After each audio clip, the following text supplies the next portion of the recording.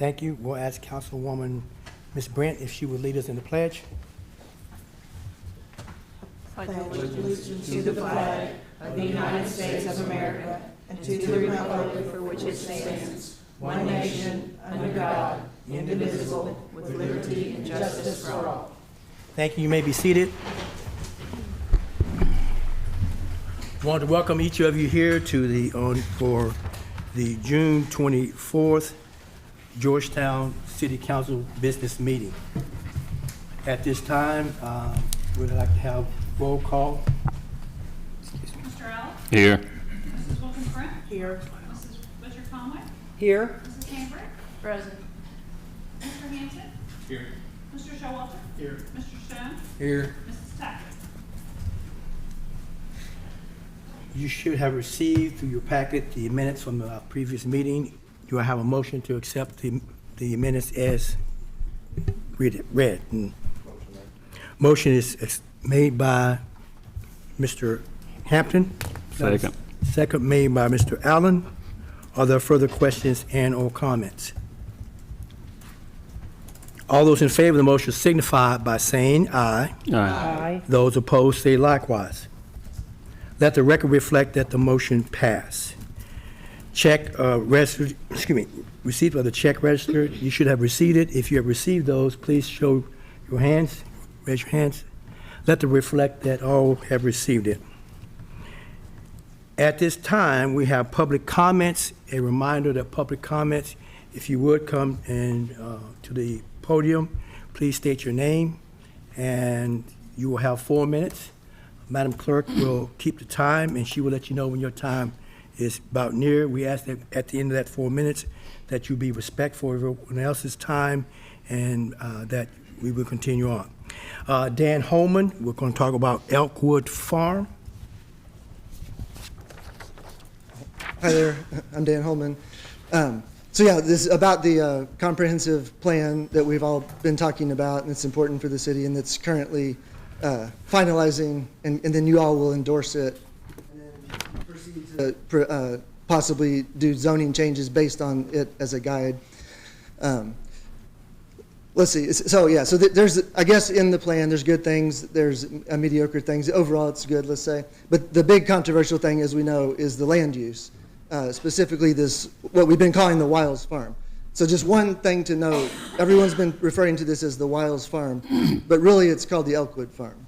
And so we need to all kind of pay attention to really why people are speaking up about this particular piece of land. And it really is a special piece of land for Georgetown.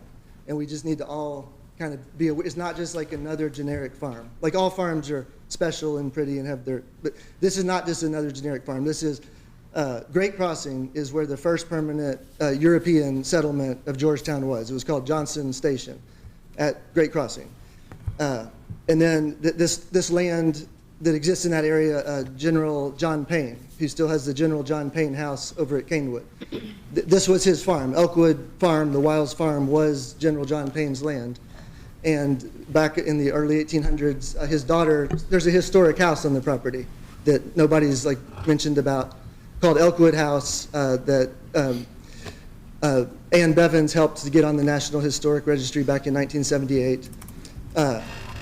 So General John Payne's daughter started this house. It was his land, his farm, and then then in the War of 1812, they had financial problems and sold it to another family. And then that house and the land continued to be owned for many years by the Offits and Blackburns. And then, so I don't know if anyone remembers the Blackburn family, because in the this was apparently they were one of the wealthiest and most successful landowners and farmers in the late 1800s, early 1900s.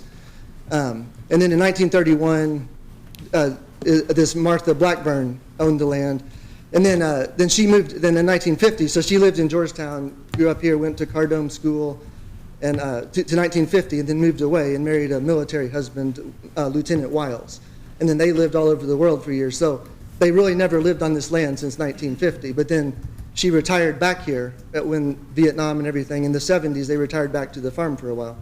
So people may not know this family, and I don't know them. And then Mrs. Wiles was very passionate about the farm, but she passed away, and then she ended up living in Colorado at the end of her life, and she died in 2005. And then her kids, who had grown up in military kids, never lived, I guess, on the farm. So no one's lived on that farm since 2005 from the area.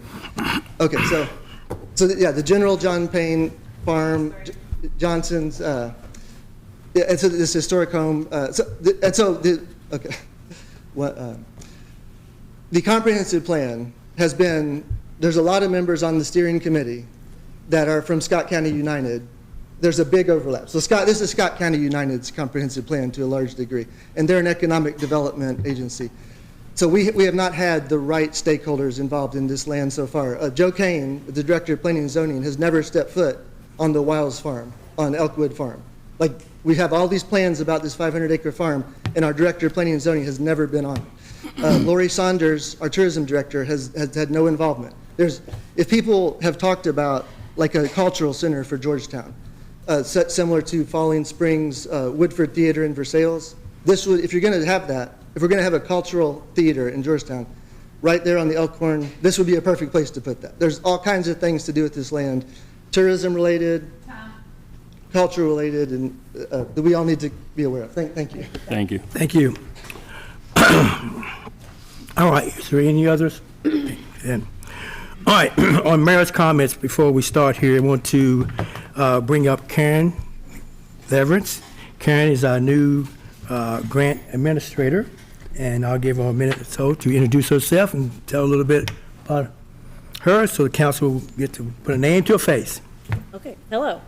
I think you've probably already seen my resume, but the last 12, 13, 14 years I've been at the Bluegrass Ad as the official water sewer lady, but I've also spent all of that time doing various CDBG, land and water, rec trails, Appalachian Regional Commission, all kinds of grant writing and administration. So I'm looking forward to working with you all and hopefully moving your priorities forward. Welcome. Hey, I have a question. Yes. What's your hobbies? What are my hobbies? Well, I do enjoy a good lunch run. I like to read, and I have 2 cats that I'm a first-time cat owner, so very excited to just spend a lot of time just watching them do cat things. So. You're my girl if you're a cat lady. Okay, all right. Thank you, Karen, and welcome. At this time, I will ask the Madam Clerk if you will read, as some of you probably should be aware of the extraordinary effort made by Georgetown College through his donation fundraiser. I think June the 8th was the day, correct me if I'm wrong, but Georgetown College received in total donations about $28 million.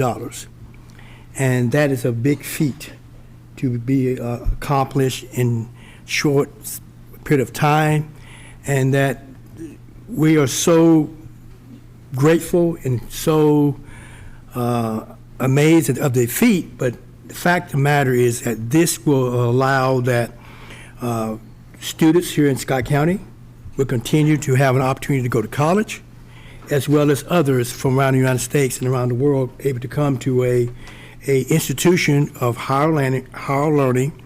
I can speak frankly about it because it gave me a start to where I am today, and I'm very much appreciative of that. And others like myself will get an opportunity to go there and to experience it and get a higher quality of education that will carry them on through a lifetime. So, Madam Clerk, if you will read that, please. In recognition of Georgetown College President Rosemary Allen. Whereas for nearly 200 years, Georgetown College has been a cornerstone of the Georgetown community. For many of those years, the college's opportunity for growth has been hindered by its long-term institutional debt.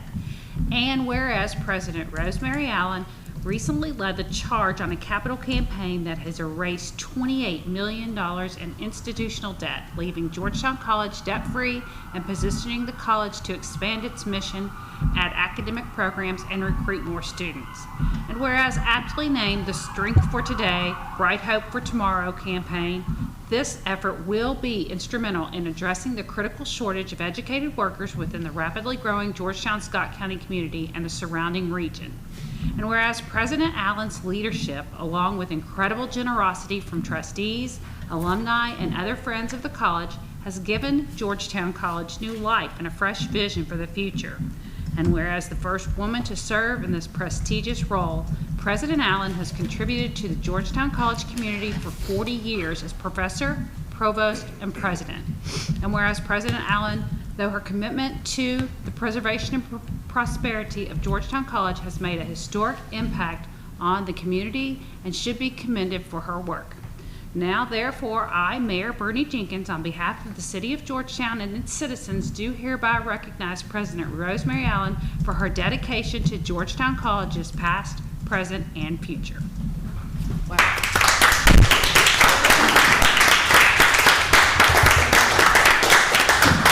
Ask that President Allen, if you would come up, please.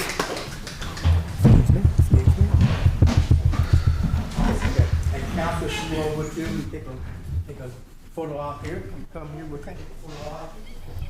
Council, if you would join us, please. Age is the man. We have a photographer here.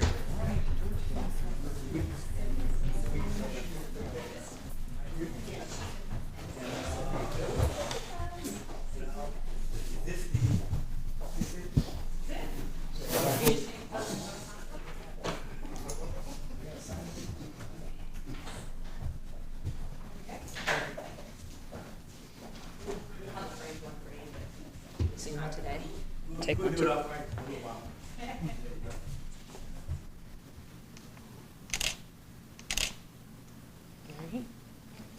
Thank you so much.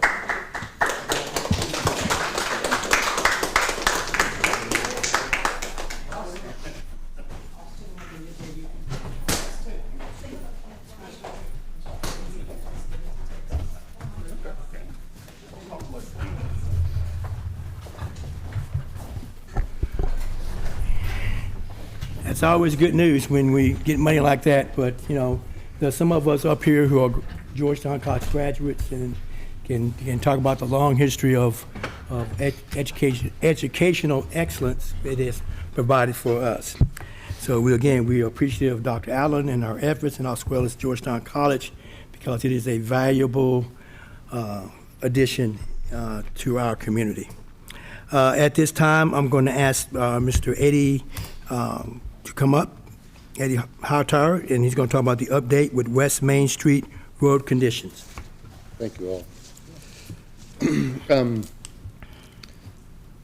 The last council meeting, one of the council members was asking about some of the bumpy road conditions on 460 by the bridge, and so the mayor asked me to come up and give some background of what happened and where we are and where we're going to move forward from here to get it addressed. So, as you all recall, there was a very large paving project that the state was doing on 460, starting out by Rural King and going all the way through town out to Payne's Depot. And so we had right in the middle of that project our streetscape project, where we were doing the sidewalks and redoing the walls over the bridge.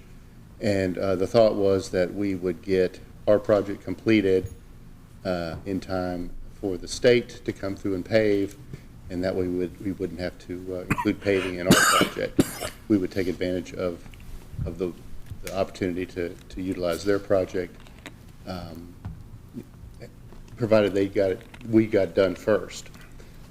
We ran into some delays during design that pushed our project back, and we weren't able to get it started in time to get it finished before they came through. So we were left with some having to work on a brand new street and make some cuts, utility cuts and things like that. So we're going back to the state to talk to them about them resurfacing over the bridge here in the near future, and we're gonna be asking them to do that, and we will keep you all abreast of the developments, and we will also put in the crosswalk as well at that time.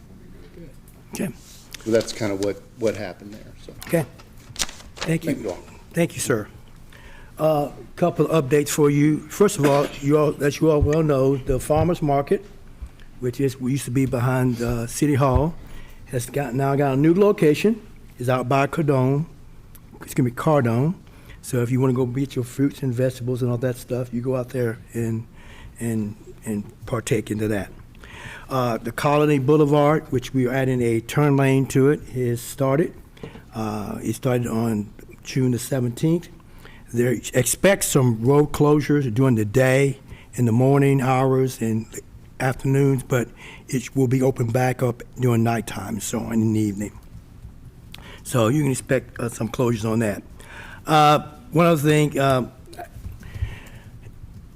for the past few months, people have been asking questions about the regional developmental project, which we are a part of, or at least looking into. Want to let you know that, that we have heard the questions that were being asked, not just of council, but of also people in the community. And we're going to bring some information to you at our next meeting about this project. All right. At this time, we have the council committee reports, and on tap today is finance. Okay, thanks, Mayor. We met on May 20th, 2024. Everyone was present except for city attorney. We approved the minutes from the May 6th special called meeting. At this meeting, it was very short. We discussed the minimum fund balances, and we looked at examples and policies from different municipalities. We discussed the comp study presentation clarifications and also in the upcoming budget updates. Remember, this is May 20th, so a lot of these updates have already gone through. And then the meeting was adjourned. On June 17th, 2024, we had a Finance Committee meeting. Present were myself, Mayor Jenkins, Councilmember Allen, and Finance Director Clark. We approved the minutes from the May 20th, 2024 Finance meeting. Primarily the discussion centered around the budget and any budget updates we had and the timing for 2024, such as City Hall, new fire station, parks and rec quality of life improvements, regional ID, and just things like that that could be upcoming. We discussed the new grants administrator that has started, and she's back there. Welcome. And the investments and cash management with Stockyards Bank Treasurer renewal, which will be tonight, and then the maturing CDs that we have upcoming, which will also be on the agenda tonight. Then we adjourn the meeting. All right. Thank you. One other update that I failed to mention. As you know, the 4th of July holiday is coming up and on Thursday, and that as done in the past, council members, you are welcome to ride on the fire truck. And so if you were going to take part in that, contact my executive assistant, Wendy, to let her know that, and we will get you the information, time, and all that. So, Mayor, can I ask a question about that? yes, ma'am. We had talked about increased safety protocols. Yeah, we're doing that. I had a meeting with him today, matter of fact. Okay. So, yeah. And, What's that going to look like? I think he's working with Chief Allgood and all them on that. So what I'll do is I'll give you some more information. I'll send it to you by maybe through email or something, give it to you what the update's going to be. Okay? Can you send that out to all council? Yes, I will do. I will send it out to all councilmen, yes. Mayor, one add on to that. I know there were conversations, and actually I think Councilman Stone shared some other examples, but GPD, as the party responsible for safety of those parades and events, they're proposing some different kinds of barricades. So we're talking to tourism about how we can partner on that to get those, and then they would be used by both organizations. They won't be here for this parade, but it's something that hopefully in the future can be used for all of those parades. So that's still very much on the radar. Okay. I knew they were thinking about that. Thank you. You're welcome. All right. Next, we have coming up with you is number 8 is the City Hall renovation project update, and they were here in February, and so now they're back. So we'll let you give us. We are.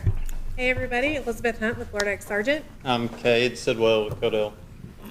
my partner in crime tonight on this. So tonight we have an update just to show you guys a little bit about what is going on or has been going on the past few months, and then Kate's going to go through the schedule a little bit more with you all once we get through this. So we'll go to the next slide. Just to give you sort of a general update on the administrative side of what we've been doing. We've had 41 requests for information so far. We have 5 that we're still working through to answer. We have 106 submittals that we have received, and we have reviewed all but 4. So we are going to turn those around this week. I'm sure Kate would love to see them back this week. On our supplemental instructions, we have 3 that have been posted.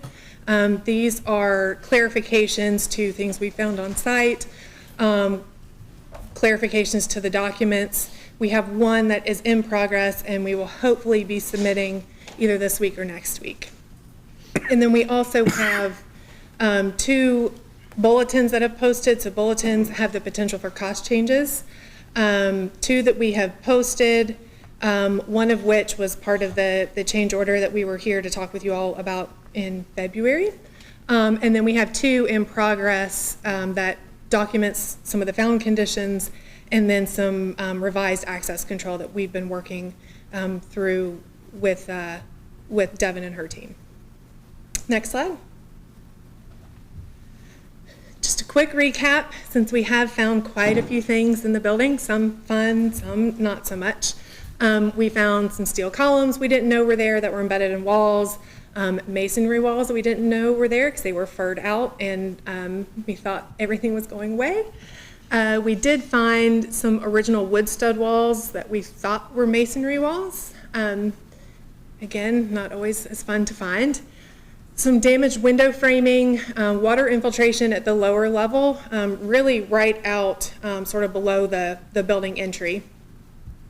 Some partial height walls that are sort of furred out from the masonry walls. Some raised floors in the basement that we didn't know were there. And the jail cell windows that we did uncover, which again, pretty cool. And then the original wood floors on the first and second floor, almost throughout the entire floor. So again, some exciting, some not so exciting, but we are managing to find a solution on how to deal with all of it. Next slide.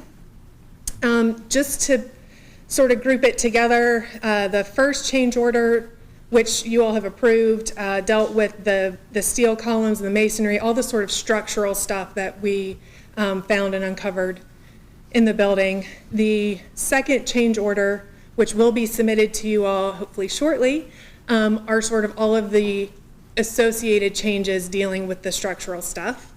And then change order 3, which is in progress right now, deals with the bulk of these found conditions, like the water infiltration, the partial height walls, the wood floors, and the jail cell windows. So just to sort of give you guys an idea of how we've grouped that together with some of these change orders coming up. Getting into general update. On the exterior, the geothermal well field has been completed, and all of the lateral connections back to the building have been completed. So you can see in that lower right-hand corner, we now have our connections inside the building. We've also gotten the base prep for the new concrete slab at the enclosed stair tower off the rear of the building. Next slide. On the front of the building, the metal cornice has been removed. We did find some unsound masonry behind the cornice. We had some bricks that were crumbling and falling off the building, which is not great. So Kate and his team have sort of a temporary solution. We've boarded that up for now so that we don't have any more bricks falling off the building. And we're working through a solution with our structural engineer where we need to repoint some of that brick and make sure everything is structurally sound for when we come back and reinstall the new metal cornice. Next slide.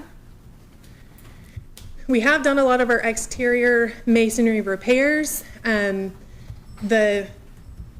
It's sort of hard to say top left or top right because there's a few here, but we'll say top middle. it shows one of the kind of big patches that we did.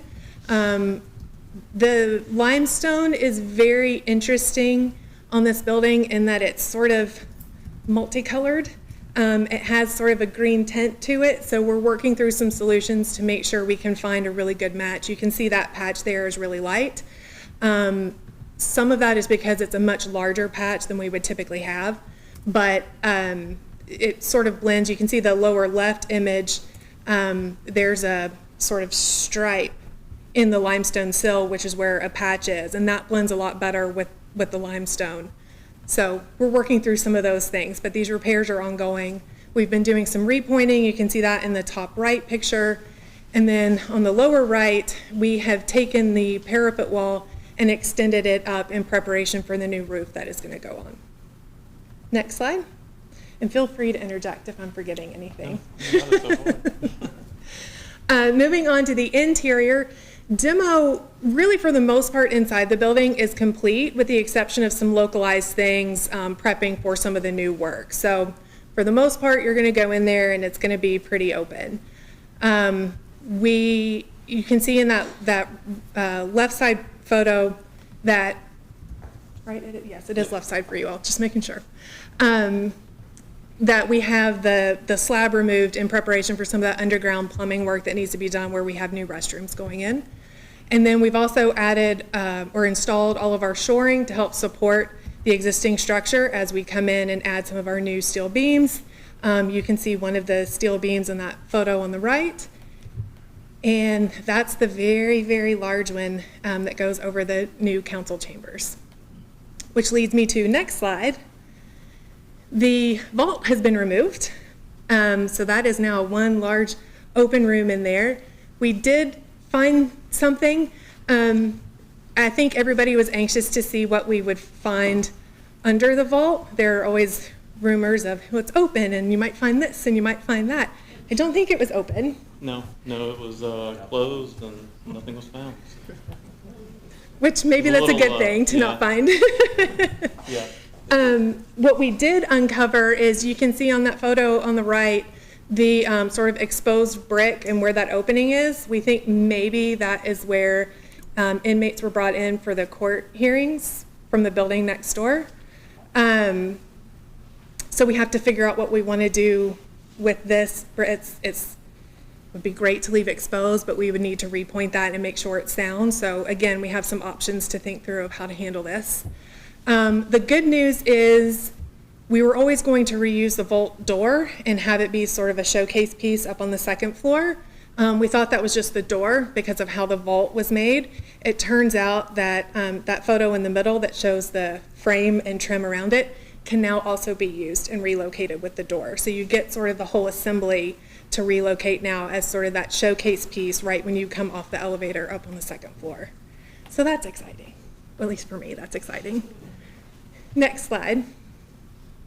Up on the second floor, again, demo's pretty much complete with the exception of some localized things that need to happen when we get closer to new work. The shoring has been installed to support the existing structure. And next slide, we have new steel beams. So the one on the top is in what was the mayor's office and will now be the conference room.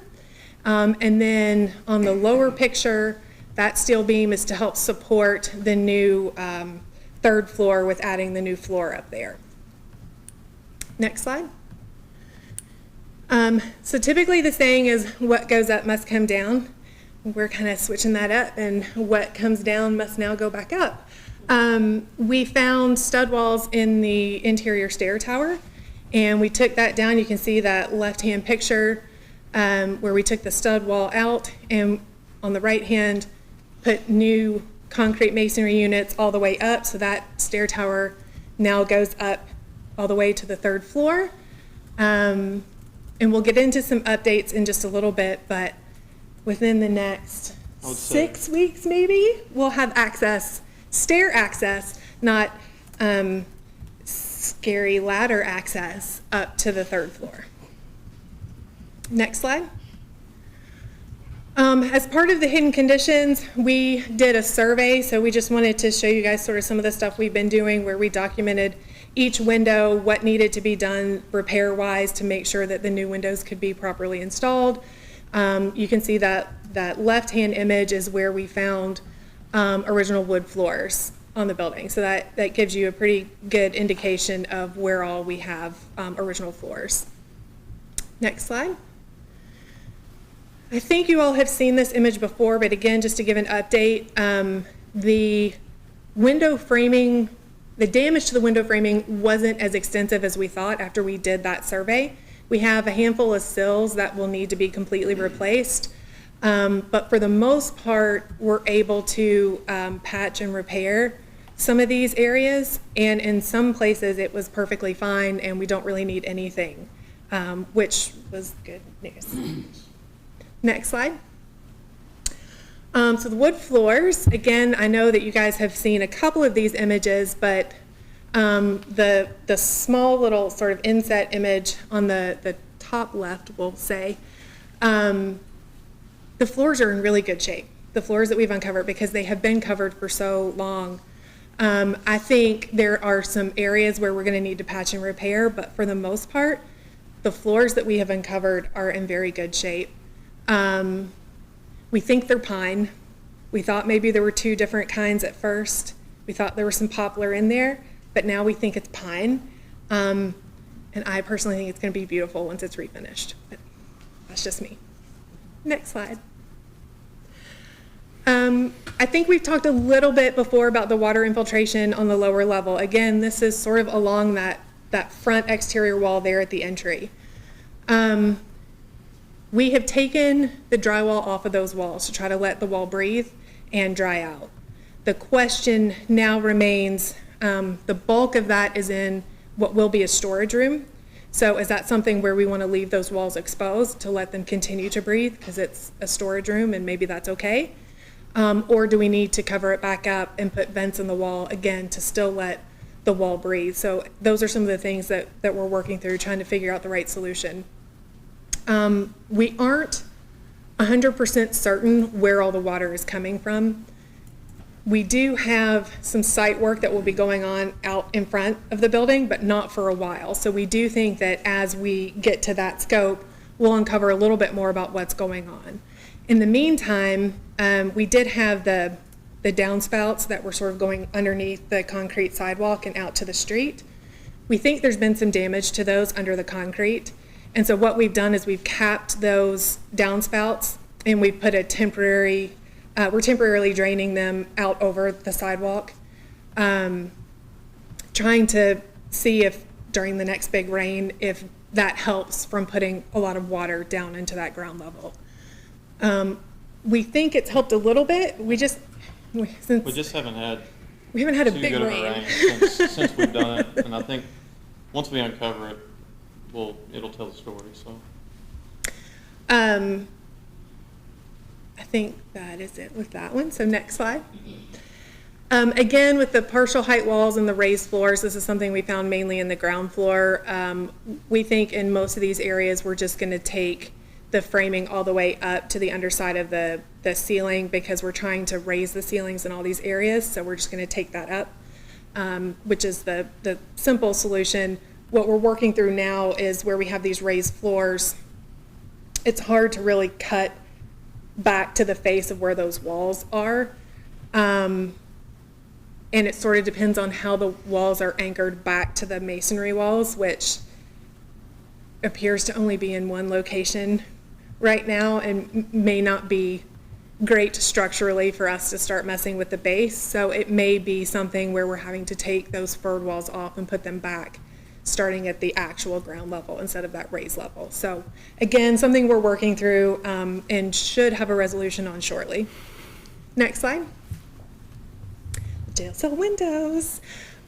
We found one on both sides of the hallway in the ground floor. One looks into the training room, one looks into, what will be the training room, and what will be the storage room. The one that looks into the storage room is the one that still has the vertical bars left in it. So that is the one that we're going to sort of expose and highlight as part of the history of the building. But we don't necessarily want everybody seeing inside to the storage room, so it will be covered on the storage room side and open on the hallway side, so you sort of see that piece of history. And next slide. So to quickly go over some of our upcoming tasks, and then I will turn it over to Cade. We will be finalizing change order number 2 to submit to you all. Again, that is going to be a credit back to you.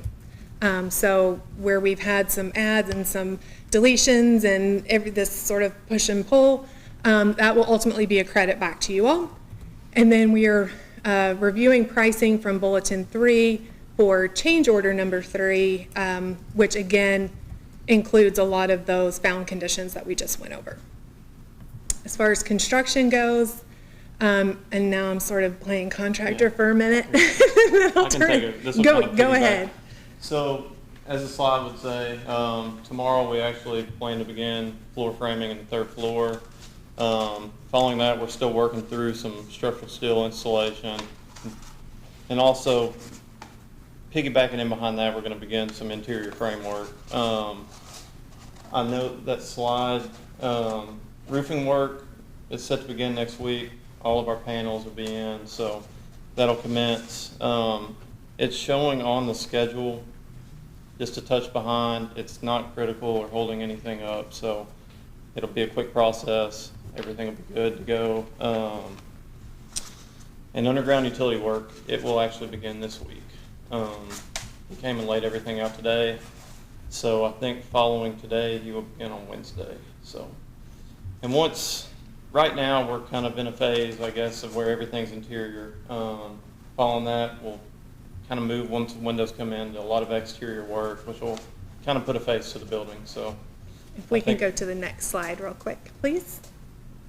And as the schedule reflects, we're hitting all of our deadlines at this moment. So, and I don't foresee anything changing as long as everything kind of follows suit. Obviously, we've got roof installation. We're kind of working from the ground up as far as our structural steel goes, and then interior framing. So we're beginning in the basement. Once that finishes and all of our framing begins, and that finishes up, plumbing, all of your utilities, everything can come in, and we can just kind of work from the ground up to the 3rd floor. And exterior improvements, they'll kind of be as weather pertains. We're going to try and hit a lot of it this summer while we've got good weather, and just kind of keep working for, you know, a spring 25 finish. So that is what we have for you all. I know there's a lot of information all at once, so if you guys have any questions, please let us know. I have a question, Mayor. Yes. Since water was part of the reason why we needed to do significant repair, if I heard you correctly, we're still having water come into the building? Right, so when we first found the water coming into the building, we were working on doing the exterior repointing to tighten up the walls. So some of that work was in progress. We think that some of the, again, just on that front face on the lower level, we think that was coming in from water going into the downspout that was damaged beneath the sidewalk and just leaching out into the water and then soaking through the building. So we think we can alleviate that with the site work that we're going to be doing out there. We're redoing all the downspouts. We're putting in a trench drain out to the street. So that will really help alleviate a lot of that. Yeah, I'm just concerned that the water might be continuing to damage the building while we're fixing the building. And that is why we took the drywall off, to let it dry. It also lets us see where water is coming in. So yeah. I think since we've had some dry weather. Yeah, we've had a few good rains, and it's definitely drying faster. We first started, we just opened up the bottom portion of it, and then I'd contacted Elizabeth. It really wasn't helping. And we ended up taking a little more drywall off, and I think the more airflow it's getting, it's alleviating the issue faster. So to piggyback off Elizabeth, I think once we start the site work, it's going to uncover what's causing the majority of the issue. So okay. When we first saw the water coming in, there was a puddle on the ground. We have not seen that as we've been repointing the exterior walls and doing some of these other sort of temporary solutions till we get to the site work. We've not seen that puddling happen. So we do think that is getting better, and then leaving the drywall off will help that dry so that the water just doesn't stay in the wall. Because what we don't want to have happen is once you get the new HVAC in, and the building starts to dry out that way and it's not humid in the building, you don't want that water leaching through the wall and coming in. So that's why if we can let it dry out now, then once we get the HVAC installed, it won't be an issue. Okay. Any other questions? Mr. Allen?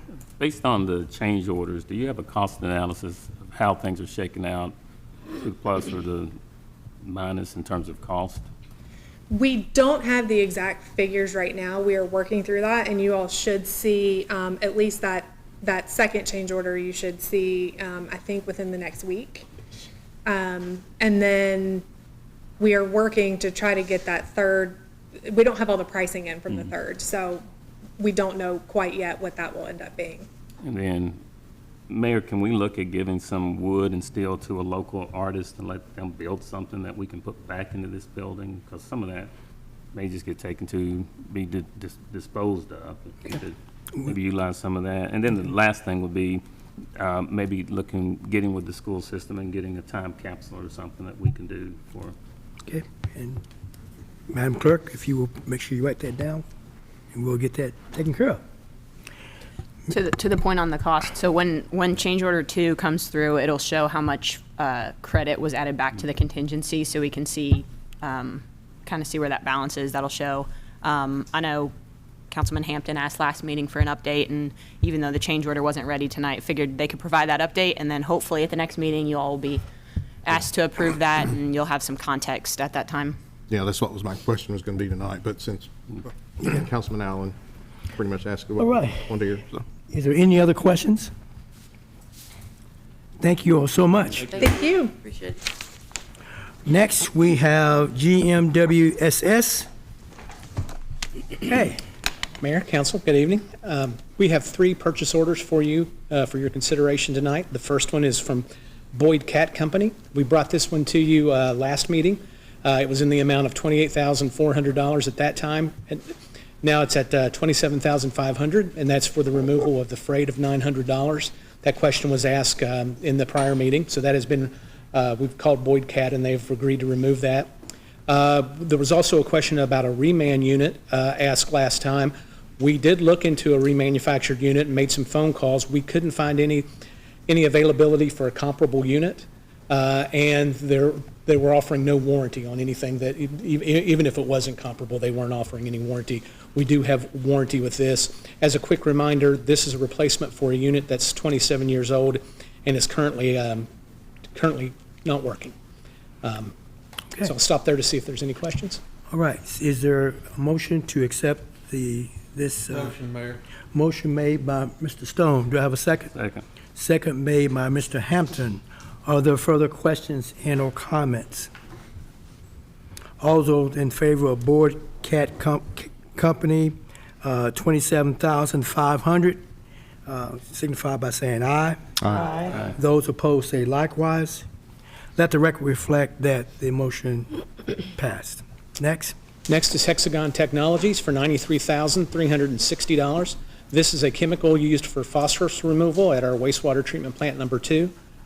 This PO is a blanket PO for a 6-month supply. We purchase roughly every 4 weeks. We spend roughly $15,560 per month. It's a budgeted purchase, and the cost of $3.89 a gallon ties to our chemical bid worksheet. Do I have a motion? Motion, Mayor. A motion made by Mr. Allen. Do I have a second? I'll second. Second made by Ms. Conway. Are there further questions and or comments? All those in favor of item B, Hexagon Technologies of $93,360, signify by saying aye. Aye. Those opposed say likewise. Item C, Judy Construction. Judy Construction for $3,342,980.16. This is pay app number 38 for the wastewater treatment plant number 1 expansion project. This is work completed on the project in the month of May of 2024. This PO does, as you probably have noticed, represents a significant increase in what our spending has been over the last few pay apps. There are a couple reasons driving the increase in this pay app. The first reason is there are about $1.7 million worth of fiberglass piping under stored materials for the SBR in this invoice. We released the PO on this piping early in order to try to avoid any price escalations, but it took some lead time to get this piping done. It's custom sized because it fits the dimensions of the basin and the SBR, so it took a while to get the piping done. The pipe that we've got, it took so long to get it done that we're now within 60 days of actually installing the pipe, so it won't be on the site for very long before it will actually be installed in the SBR. The second factor, and that was $1.7 million. The second factor in the higher amount of this purchase, this pay app, are the delivery of 2 large generators worth about $1.1 million. We had waited to take delivery on these generators because they are large and very heavy, and we wanted to wait until the location for those generators was complete so that they could be placed in their final location, and we wouldn't have to crane them twice, once in a storage yard and then again into their final location. So we waited for delivery. It just so happened that they hit in the same month as the fiberglass pipe. Again, that was $1.1 million. That leaves roughly a little over $500,000, which has been what these pay apps have been running over the last few months. But we, like I said, we had those 2 extraordinary items for this month. But they were contemplated, but these aren't new items to the project. They had always been contemplated. Okay. Do I have a motion? Motion. Motion made by Ms. Hamrick. Do I have a second? Second. Second made by Mr. Hampton. Are there further questions and/or comments? All those in favor of Judy Construction in the amount of $3,342,980.16 signify by saying aye. Aye. Those opposed say likewise. Thank you. Item 10, this was put on the agenda at the request of two of our council members, is the first reading of the amendment to the fireworks ordinance, which was sponsors Willow Hambrick and Millie Butch Conway. So I've asked Madam Clerk if you would read the... An ordinance amending Chapter 16, Article 5 of the Georgetown Code of Ordinances regarding the regulation of fireworks. Summary. 1. Amend Section 16-124 to change the dates on which fireworks may be used, ignited, fired, or exploded within city limits. 2. Provides for repeal of inconsistent ordinances, severability of provisions, and an effective date upon passage and publication according to law. The full text of this ordinance is available for examination in the City Clerk's Office, 629 North Broadway Street, Georgetown, Kentucky, 40324, or at www.georgetownky.gov. Introduced and publicly read the first time, June 24th, 2024. Okay, and at this Mayor, time... Sorry, if I may, just, I know with the holiday coming up, we just wanted to clarify that this is the first reading of the ordinance. Correct. It will have no impact on the upcoming 4th of July holiday, so it will come back for a second reading at a future council meeting. Just wanted to clarify to avoid confusion on that. Yes, and I would ask if Councilwoman Hamrick, if you want to Yes. speak to this. Over the past 2 years of being on council, I have gotten numerous calls from citizens who are upset about fireworks going off well in advance of these holidays and well after these holidays. And what this change does is it does limit it to December 31st, New Year's Eve, proceeding into New Year's Day, July 3rd, July 4th. And we're going to bring new awareness to the fact that we're serious about this. You cannot have fireworks based on state law within 200 feet of another person's property. And calls to report are perfectly within your rights as a citizen. Lots of people are on second and third shifts. They have pets that are being affected. It seems like a small thing until your neighbor's cinders from their fireworks are destroying the paint on your car. So we do know this is a problem. It is hard to know exactly who's setting them off, but when you bring new emphasis to something and advertise it as such, we're hopeful that we will be able to control it and people will be more respectful. Thank you. All right. Item number 11, City Attorney, second reading of the street name change ordinance, Belvoir Park to Old Wolf Way. Sponsors Sonia Wilkins Brent and Connie Tackett. An ordinance changing the street name of Belvoir Park to Old Wolf Way in the official city street map. Summary. 1. Renames Belvoir Park to Old Wolf Way. 2. Provides for repeal of inconsistent ordinances, severability of provisions, and an effective date upon passage and publication. The full text of this ordinance is available for examination in City Clerk's Office, 629 North Broadway Street, Georgetown, Kentucky, 40324, or at www.georgetownky.gov. Introduced and publicly read the first time June 10th, 2024.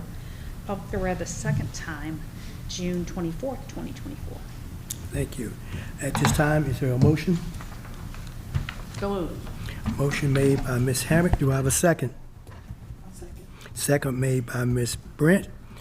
Are there further questions and or comments? Mayor, if I could, Yep. what's the purpose of this name change? This is a request from a citizen that resides on the street. Why? I don't think we need more than that, just because it's a whim of one resident. I think all residents need to be together on this. I'm against this one person changing the name of the whole street. So I think everyone needs to be signed on this, so we'll have it done before it's even brought into the city, so. Are there any other questions or comments? At this time, we will have a roll call vote. No, Yes, before that, how many people live on this? I think, is it, This is the only resident that lives on the street. Okay. The street name, the local ordinance law that we have on it sets forth the requirements for the way we name our streets as a city. And he went through the process, submitted the request to GIS and planning, and they vetted it against the street name policy, and it's a sufficient name. So as far as procedurally, he went through all the right processes, and because he is the only resident on the street, that's why he's the only individual making this request, and no other sign-off is needed from, I guess, neighboring property owners. all right, any other further questions and or comments? At this time, Madam Clerk, we have a roll call vote. Mr. Allen. Yes. Mrs. Wilkins Brent. Yes. Mrs. Butcher Conway. Yes. Mrs. Hambrick. Yes. Mr. Hampton. Yes. Mr. Showalter. Yes. Mr. Stone. Yes. All right. Let the record reflect that the motion carried. Next, Finance. Item 12, the second reading of the ordinance amending year 2023-24 budget. Sponsors are Greg Hampton and Alonzo Allen.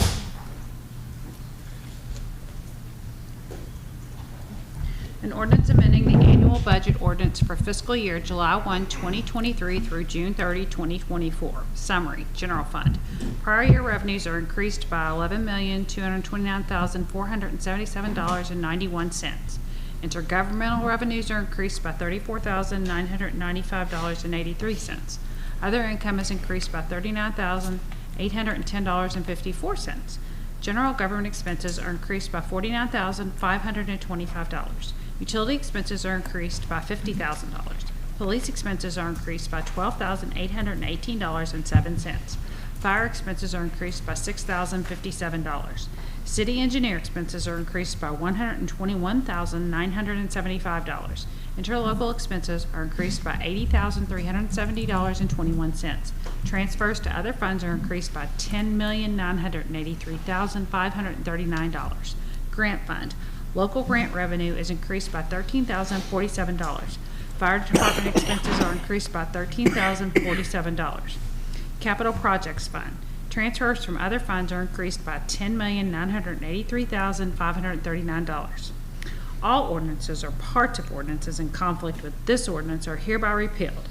This ordinance shall take effect after its passage and publication according to law. The full text of this ordinance is available for examination in the City Clerk's Office, 629 North Broadway, Georgetown, Kentucky, 40324, or at www.georgetownky.gov. Publicly introduced and read for the first time June 10th, 2024. Publicly read the second time June 24th, 2024. Do I have a motion? Motion, Mayor. Motion made by Mr. Hampton. Do I have a Second. second made by Mr. Allen? Are there further questions and/or comments? At this time, Madam Clerk, we will have a roll call vote. Mr. Stone? Yes. Mrs. Wilkins Brent? Yes. Mr. Hampton? Yes. Mrs. Butcher Conway? Yes. Mr. Allen? Yes. Mrs. Hambrick? Yes.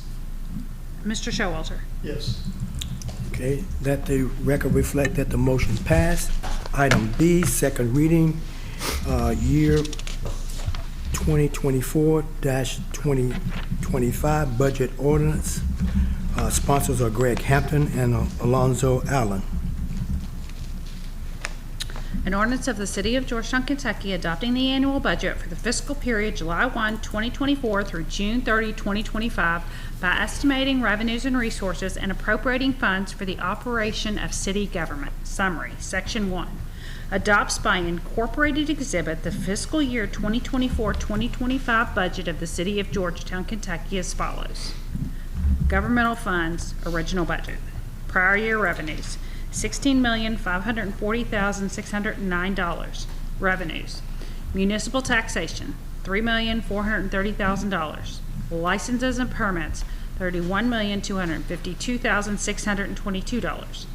Franchise fees, $2,213,100. Fines and forfeitures, $180,000. Intergovernmental revenues, $13,509,371. Charges for services, $1,810,381. Other revenues, $761,000.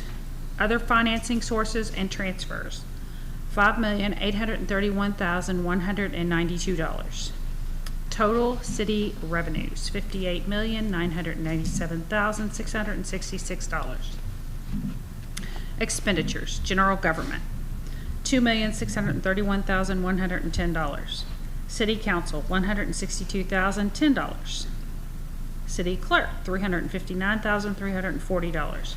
Police, $13,489,003. Public works, $4,821,642. Fire, $10,713,899. Code enforcement, $431,288.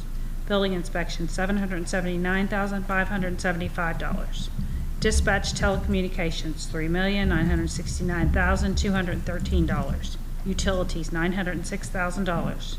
Community services, $959,594. Interlocal, $9,460,690. Self-insured medical plan expenses, $4,210,466. Capital outlay, $17,651,661. Debt service, $1,136,743. Transfer to other funds, $3,846,041. Total city expenditures, $75,528,275. Proprietary funds, original budget, revenues, sanitation, $2,719,200. Cemetery, $246,000. Intergovernmental revenue, $256,287. Other revenue, $5,000. Other financing sources transfers, $1,729,348. Total proprietary revenues, $4,955,835. Expenditures. Sanitation, $2,719,200. Stormwater, $1,479,062. Cemetery, $757,573. Total proprietary expenditures, $4,955,835. Section 2 authorizes the mayor, except as provided in the Georgetown Purchasing Policy adopted in Municipal Order 11028 and amended in Municipal Order 2022-17 to enter into any contracts or agreements necessary to fulfill the operation of city government within the allocations listed in this ordinance. Section 3 provides that if any section, subsection, sentence, clause, or phrase of this ordinance is for any reason held unconstitutional or otherwise invalid, such infirmity shall not affect the validity of the remaining portions of this ordinance. Section 4 provides that all ordinances or parts of ordinances in conflict with this ordinance are hereby repealed. The full text of this ordinance is available for examination in the City Clerk's Office, 629 North Broadway, Georgetown, Kentucky, 40324, or at www.georgetownky.gov. Publicly introduced and read for the first time July 10th, 2024. Publicly read second time June 24th, 2024. At this time, do you have a motion to accept? Motion, Mayor. Motion's made by Mr. Hampton. Do I have a second?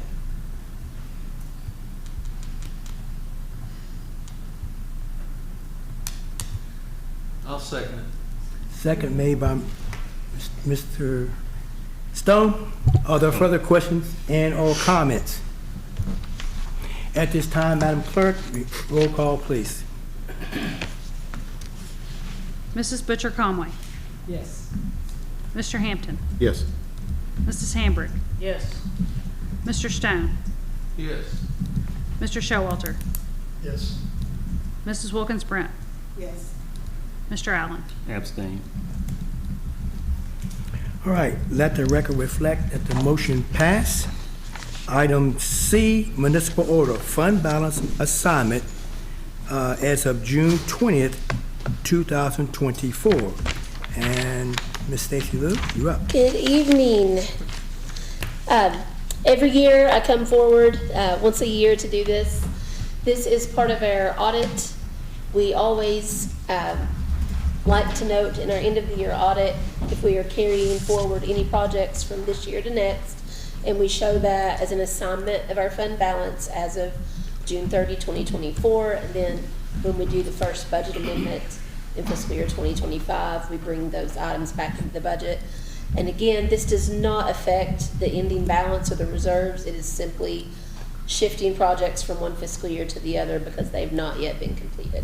So you have a memorandum in your packet listing all of the purchase orders or projects where we've ordered the good or service, we've started the project, but it just will not be finished by June 30th. Therefore, we're carrying forward the balance of the money needed to cover those items. Do I have a motion? Motion, Mayor. Motion made by Mr. Allen. Do I have a second? Second. Second made by Mr. Hampton. Are there further questions and/or comments? All those in favor of the motion signify by saying aye. Aye. Those opposed say likewise. Item D, municipal order stockyard banks investment transactions. As Council Member Hampton mentioned, we discussed this at the Finance Committee meeting last Monday. We had a $2.8 million treasury that was part of our Stockyards investment portfolio mature, and you have a letter from our investment advisor at Stockyards with the recommendation. We reviewed this at the Finance Committee, and they were agreeable. They are recommending a staggered proposal of $800,000, $1 million, and $1 million. I think it's 6 months, 18 and 3 years. So that we can lock in that slightly higher rate for a longer time, just to kind of stabilize that. And again, Baird, our fiscal agent, has said that having this type of portfolio is a good thing. And this amount of money in this portfolio will not affect any cash flow or future plans for capital projects. So we can continue earning on this. Thank you. Do I have a motion? Motion made by Ms. Conway. Do I have a second? Second. Second made by Ms. Hambrick. Are there further questions and/or comments? All those in favor of the motion signify by saying aye. Aye. Those opposed say likewise. Next, we have. Thank you all. Thank you there. Next, Human Resources, second reading of the amendment to the Personnel Ordinance, which is sponsors Mark Showalter and Willow Hambrick. An ordinance amending Section 2-60 of the Code of Ordinances regarding the Personnel and Pay Classification Plan. Summary. 1. Amend Section 2-60, subsection A of the Code of Ordinances to correct a statutory reference. 2.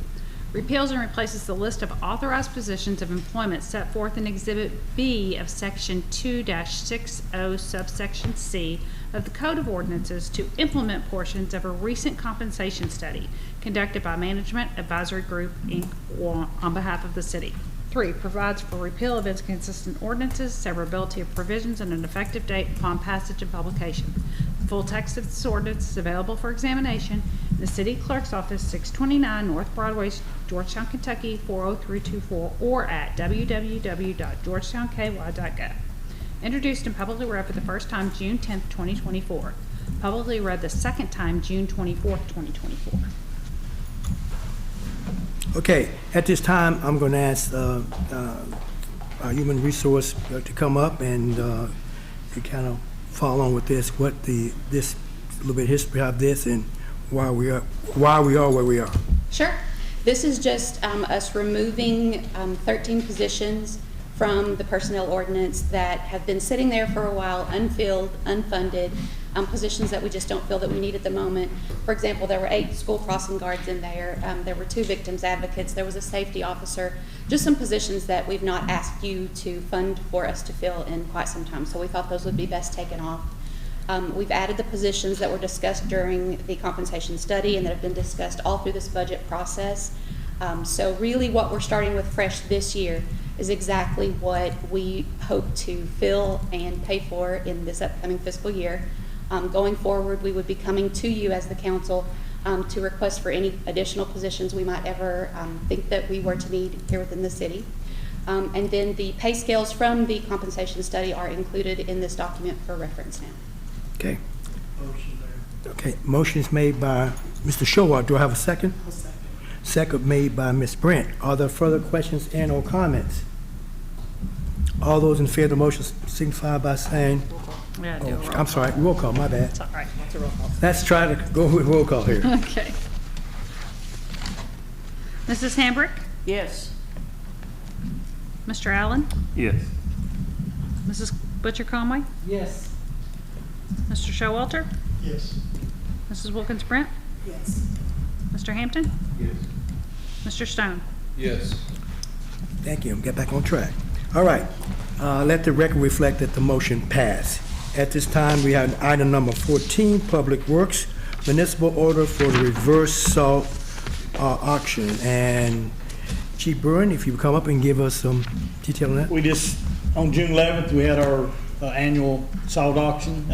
Got, I think 3 or 4 bids. It's, run by the League of Cities. So Morton Salt was a low bidder at $97 a ton. We just want to enter into contract with them so we guarantee at least 1,200 ton next year if we need it. Hopefully we won't need it. Motion, Mayor. Motion made by Mr. Stone, second Yes. made by Ms. Conway. Are there further questions and or comments? Now, all those in favor of the motion signify by saying aye. Aye. Those opposed, say likewise. Thank you. Mayor. At this time, council comments, again, to remind you, and also, if you have some concerns, or if you are being asked by your constituents to look into something, let us know what those concerns are, and then I will assign someone on staff to look into that, get an answer for you, and we will circle back with you as to what has been found at this time. All right. I'm going to start with Mr. Stone. I'm looking right at you, so I'll let you start first. First off, I received a complaint about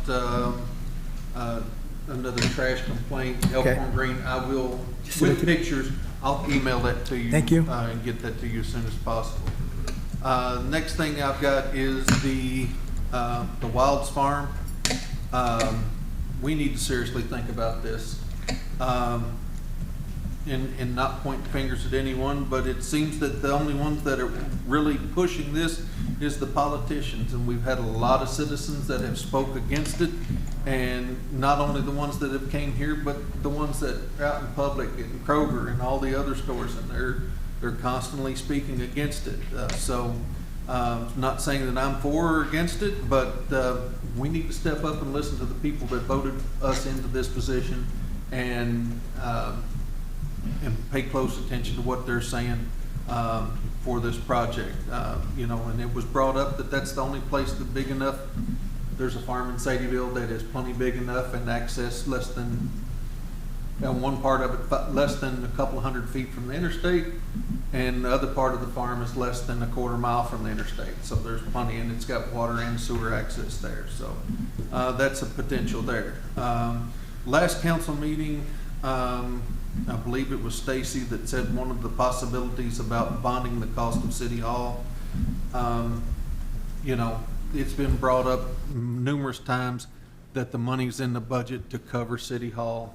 If we're going to look at bonding, there's other projects that we could bid. And one of the most serious issues that we have is a fire station. And I think if we're going to bid something, we need to bid a fire station and get that project rolling, because we have citizens that are outside the response zone and, you know, potential issues there.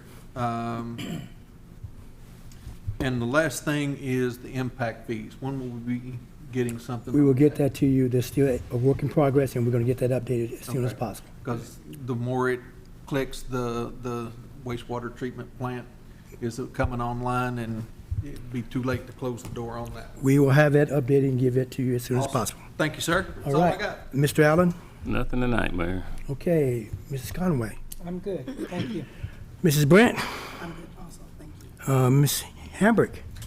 I just wanted to commend the police department and Scott County Sheriff Department for their diligent work to keep us all safe with the, I don't know what to call them, fugitives that were in eastern Scott County and were captured. And I know that those are dangerous things, and I just wanted to express appreciation from City Council that they've been caught and apprehended and no one was hurt.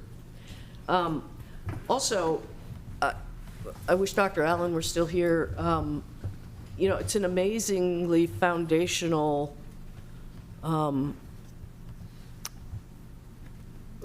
asset that has been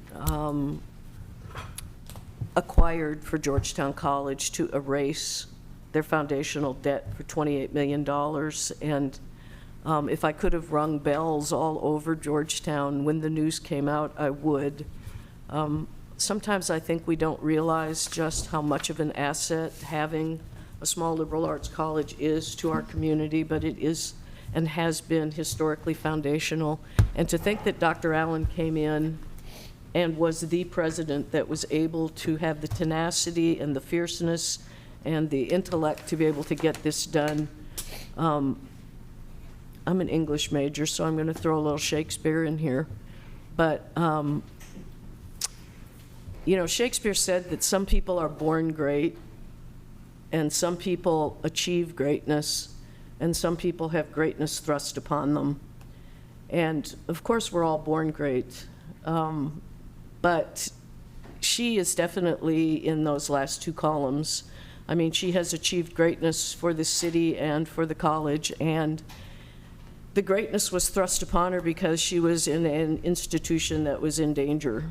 My husband's on the board of trustees, and it needed to be done to literally save the institution, and I'm just very grateful that it was able to be accomplished. I have also contacted the mayor and Devin numerous times over the past 4 to 6 weeks, and I have appreciated the promptness and the efficiency of you all taking my requests to the right departments and then coming back with a good response. So I appreciate the cycle of getting things done in an efficient manner. For instance, I've been contacted by a couple people about the Royal Spring Park and trying to get it re-looked at with, and I know the mayor and Eddie and I don't know, a couple other people went out there and looked at a lot of the holes that could be dangerous to have people who are going there, and we've got an initiative to get one of the log cabins that's crumbling out of there and to make that area a focus of beautification for our city. So I'm actually really excited about moving forward with that area of the city and about paying attention to repairing the walls next to the creek, et cetera, since it is the founding area of our town. And I did want to thank Stacy and all the department heads for doing a great job, in our finance committee for getting this budget to a second read and passed, and thank you so very much. I guess I had a lot to say, sorry. It's okay. We appreciate that. Next, Mr. Hampton. Excuse me, thanks, Mayor. Just a couple of small items. I was copied on an email about Republic refusing to pick up someone's recycle item. I don't. Okay. If you will send me that to me, and I will get it to the right people, saying we'll investigate it. Okay. Thank you. And then just, thank you for the update on City Hall. So. Okay. Is that it? All right, last but not least, Mr. Showalter. You good? You're good. If there's no other further business to be brought for this city council, we stand adjourned. Thank you.